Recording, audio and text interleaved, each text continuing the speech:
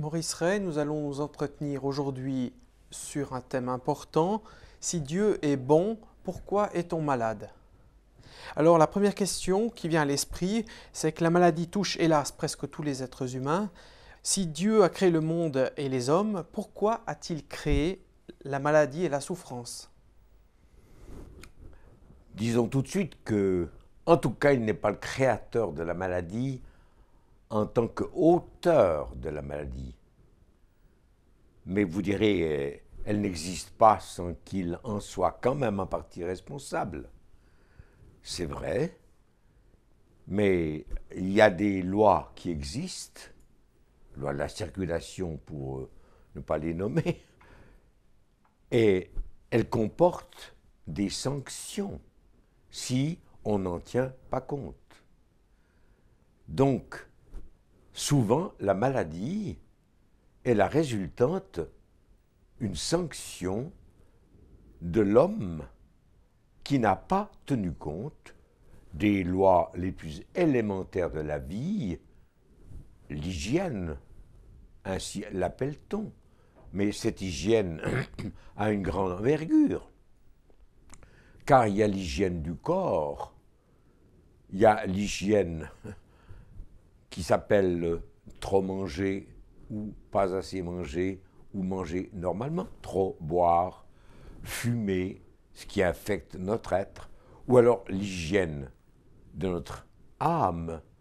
Et il y a des tensions qui sont là comme un témoignage de notre âme malmenée. Et je pourrais continuer à donner beaucoup d'autres témoignages de la réalité de la maladie dans ce monde. Dieu n'en est pas l'auteur, mais de par le monde qu'il a créé, il y a la possibilité de désobéir à ses lois et d'entrer dans un chemin de maladie. Alors si Dieu existe, est-il irresponsable de laisser faire de manière impassible? Alors impassible est le pire vocabulaire qu'on puisse attribuer à Dieu, mais je comprends qu'on l'emploie parce que dans la maladie, des gens ont l'impression d'être abandonnés, d'être livrés au pouvoir de la maladie. Alors, pour en parler quand même correctement, il faudrait l'étendre, la réalité de la maladie, à non pas notre seule responsabilité, mais à notre responsabilité commune. D'abord, nous avons souvent, héréditairement parlant, une faiblesse de santé, qu'elle soit corporelle ou spirituelle, ou d'ordre mental ou psychique, qui tiennent l'ensemble de ces considérations à l'hérédité que nous avons reçue. Nous n'avons pas choisi nos parents, et il arrive qu'au travers des générations, on découvre qu'on est affecté d'une infirmité qui caractérise notre génération. Je connaissais une famille dans laquelle l'arrière-grand-père, le grand-père et le père se sont suicidés. Et il y a là une logique inscrite, est-ce qu'on dirait dans leur gène, en tout cas dans leur esprit, qui les a conduits les uns après les autres à se détruire. Et quand on pense à la tuberculose et aux soins qu'il a fallu prendre pour qu'on n'infecte pas les enfants, ou maladies qu'on connaît comme le sida et autres belles démonstrations de ce que devient l'homme quand il n'est pas fidèle à la volonté de Dieu. Et puis quand même, disons-le, il y a notre indiscipline. C'est facile de dire mes parents. C'est facile de dire les autres, car il arrive que les autres soient fauteurs par accident ou par l'infection qu'ils répandent autour d'eux, par leur respiration, leur souffle. C'est pas pour rien qu'on mettait hors d'état de nuire les tuberculeux. La simple respiration pouvait infecter les autres. Et on pourrait nommer beaucoup d'autres réalités, mais ce que je voulais souligner, c'est qu'on est soi-même responsable, très souvent, de nos maladies, dans la manière de vivre notre vie, je ne dis pas en hostilité, mais pour le moins en désobéissance, en opposition à ce que Dieu a écrit en nous créant, car il ne nous a pas créés pour être malades, mais nous le devenons lorsque nous abusons ou ne tenons pas compte de ce qu'il a voulu et que nous connaissons bien dans les lois d'hygiène, qu'elles soient physiques, psychiques ou mentales. Mais est-ce que Dieu n'aurait pas pu éviter ces maladies et ces souffrances qui en résultent? Bien sûr. Alors, les éviter, ce serait nous créer de telle manière que nous ne puissions pas nous écarter de la ligne qu'il aurait tracée. Pardonnez-moi, un véhicule comme le train ne peut pas s'écarter de la ligne qu'on lui a tracée. Mais nous ne sommes pas des trains, nous ne sommes pas des locomotives, même si parfois on en a la caricature inscrite dans nos vies. Mais Dieu nous a créés pour nous apprendre à responsabiliser notre existence dans la liberté qu'il nous donne. Donc, nous responsabilisant dans la conduite de notre vie, il ne pouvait éviter que nous puissions lui désobéir et toucher nous-mêmes à notre santé, nous rendre nous-mêmes malades. Donc, il nous a créés pour que nous apprenions à conduire notre vie, mais en prenant le risque que nous ne la conduisions pas comme lui le voudrait, exactement comme nous, parents. Nous sommes heureux d'avoir des enfants, nous les aimons, nous les éduquons, mais on ne peut pas les attacher à un lit-colle pour jamais ils s'écartent du chemin. On les responsabilise en leur disant, mais essaye de vivre selon l'enseignement qu'on te donne, parce que tu vas souffrir de ne pas les suivre. Quand la mère dit à un petit enfant, ne touche pas le fourneau, tu vas te brûler, bah, il va se brûler s'il le touche. Et il va apprendre par là qu'il y a des désobéissances qui payent. Nous parlons de maladies, mais est-ce que Dieu peut guérir les malades? Dieu veut guérir les malades, dirais-je personnellement. Pourquoi?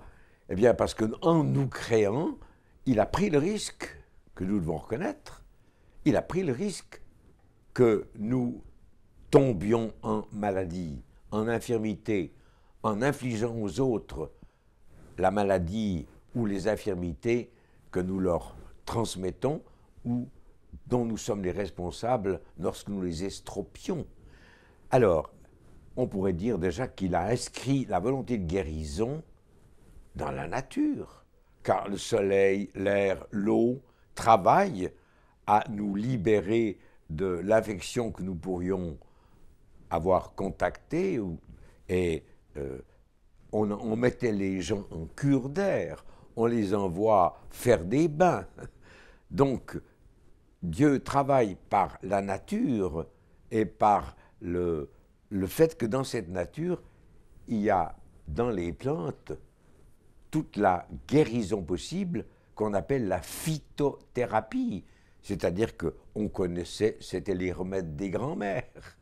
Avant l'invention de la chimie et de tout ce que la pharmacie nous offre, eh bien, la pharmacie ne fait que reprendre, ou la chimie ne fait que reprendre par l'analyse des plantes, ce que Dieu y a mis pour nous guérir.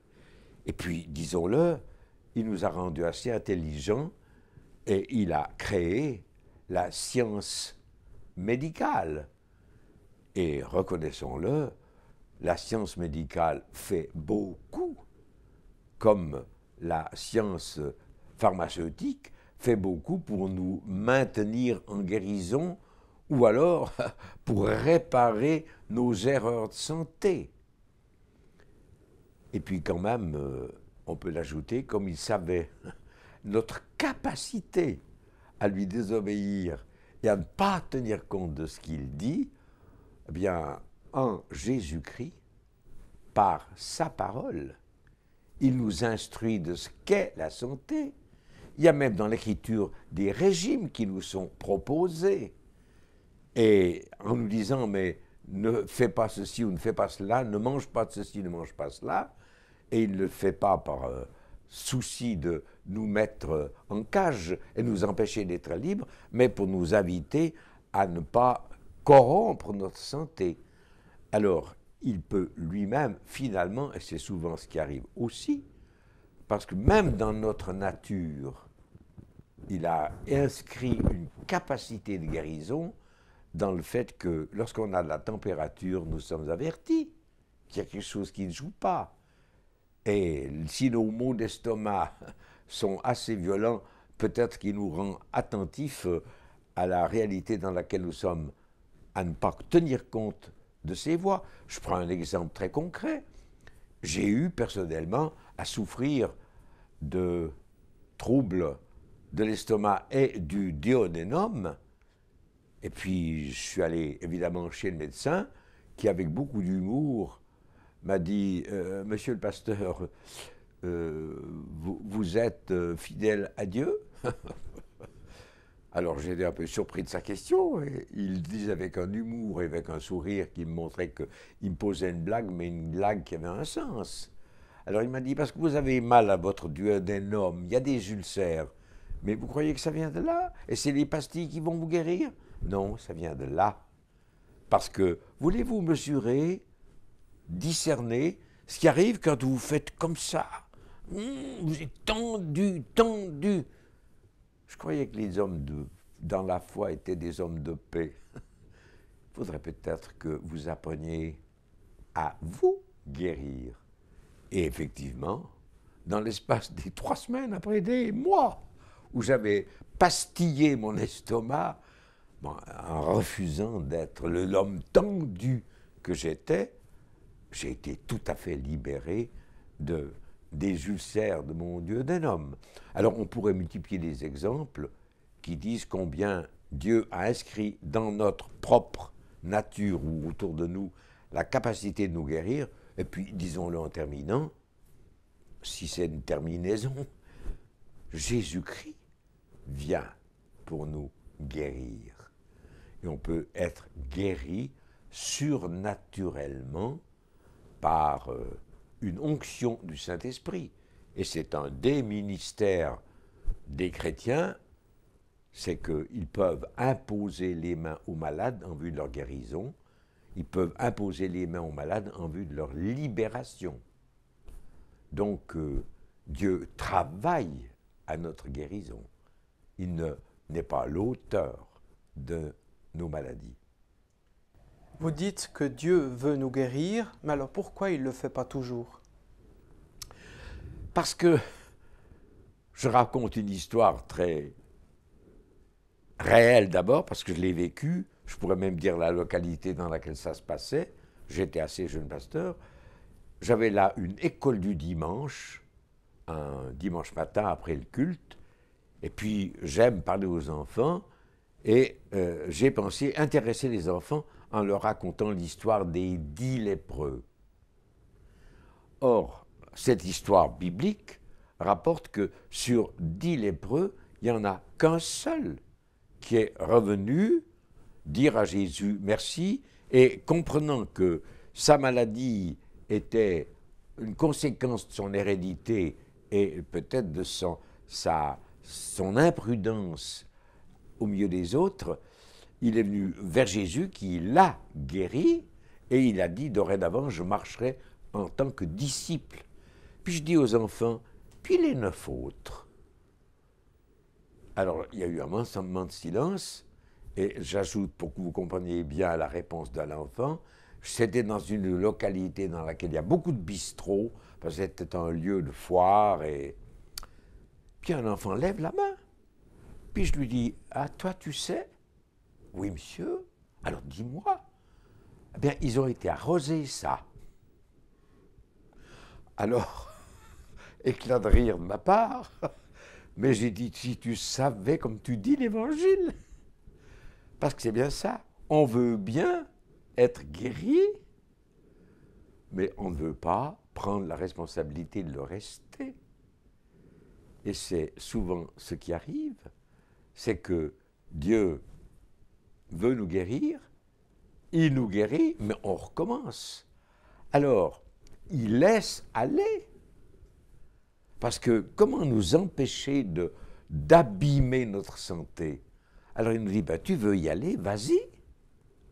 Il nous laisse aller pour que dans la maladie, nous découvrions notre stupidité, notre manque de conscience ou de raisonnement, et que nous cessions de nous prendre en pitié parce que les choses ne vont pas, alors qu'elles ne vont pas, et au lieu d'en accuser Dieu, Dieu nous dit, mais si tu regardais dans le miroir qui tu es et comment tu vis, peut-être que tu te plaindrais un peu moins d'être malade. Avec tout ce qu'on pourrait ajouter, parce qu'il y a les désobéissances personnelles, et puis il y a les désobéissances mutuelles, et les autres, souvent, nous impliquent dans les réactions qui sont les nôtres. Il y a même un texte qui dit « ne te mets pas en colère, ne te couche pas sur ta colère, parce que tu vas donner prise au diable ».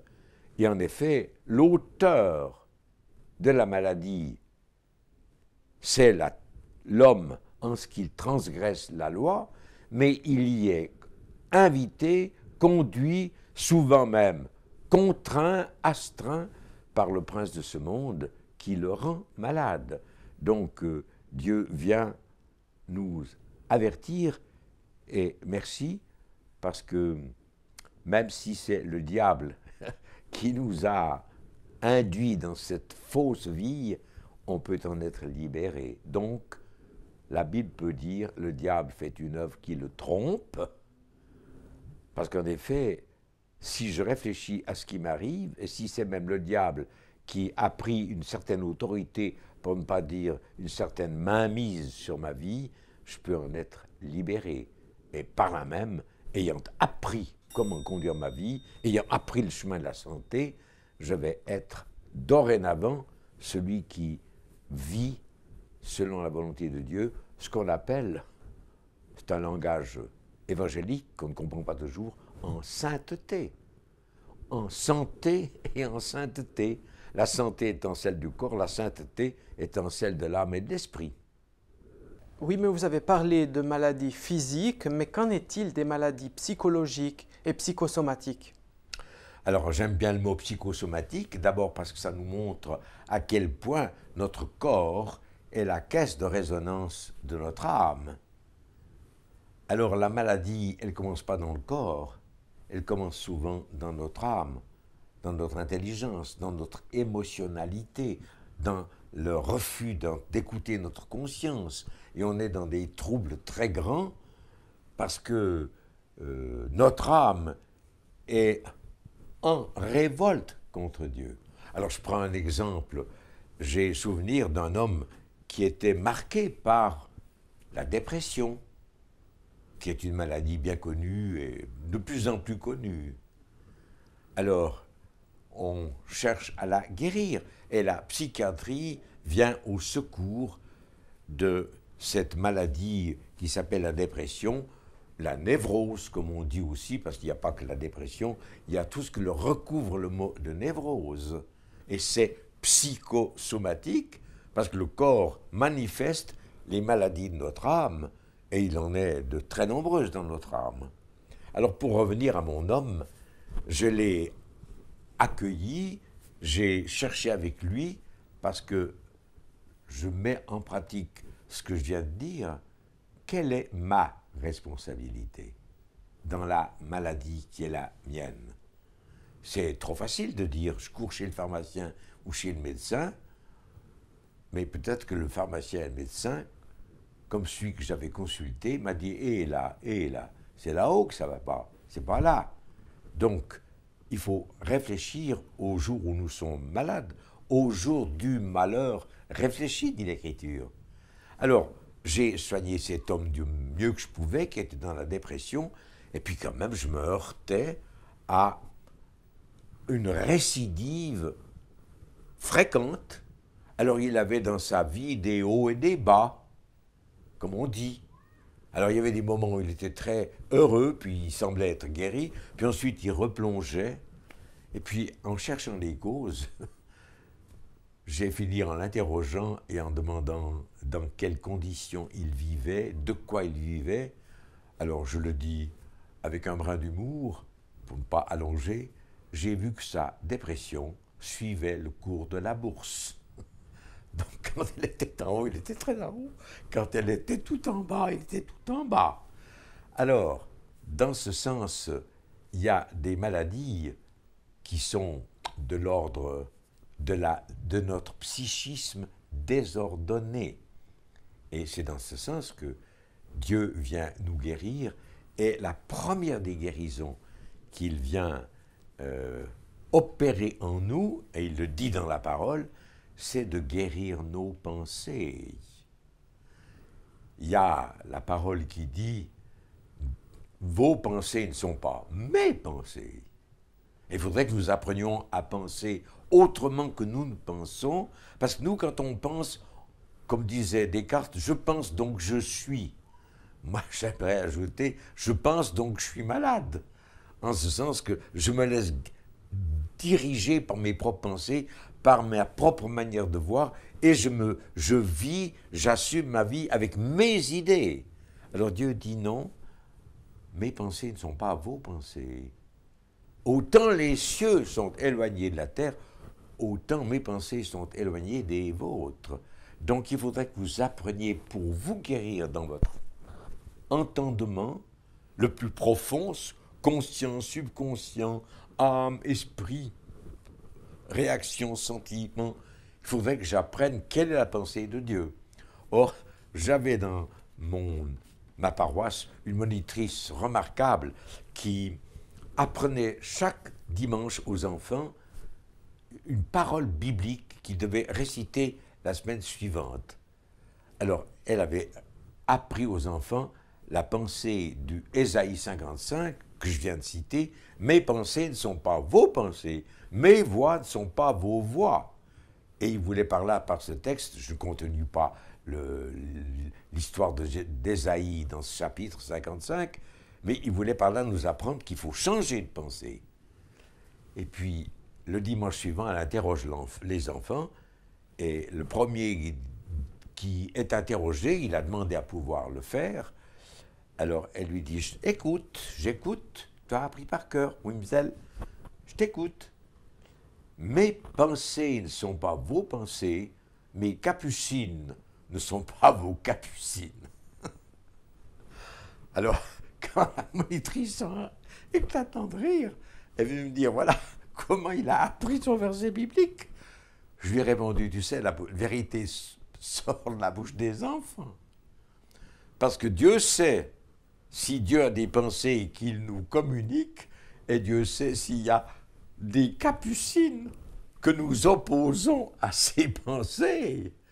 Et on vit avec nos capucines qui prennent très vite la vermine, si vous connaissez les capucines, tandis que les pensées de Dieu, elles ne prennent pas la vermine. Quant à ceux qui ne sauraient pas ce que c'est que des capucines, ce sont de très jolies fleurs, à la fois mauves et rouges, que l'on trouve beaucoup chez nous et qui prennent pied et vie quand le printemps est venu.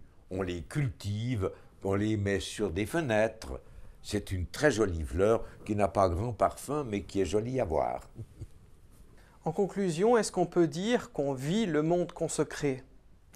Oui, en conclusion, on peut dire qu'on vit le monde qu'on se crée, mais est-ce qu'en conclusion, on pourrait peut-être appeler les auditeurs à vivre non pas le monde qu'ils se créent, mais à vivre selon la pensée que Dieu veut leur communiquer, selon la sagesse qu'il voudrait les voir accepter, et selon un style de vie qui serait tel que, en fait, comme Dieu le dit, il y a un chemin, une vérité et une vie.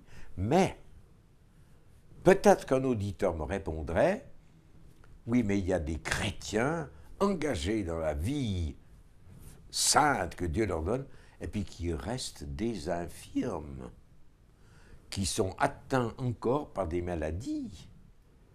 On pourrait en nommer beaucoup. On pourrait nommer Johnny, connu par sa biographie, qui a eu un accident qui l'a laissé dans un fauteuil pour sa vie.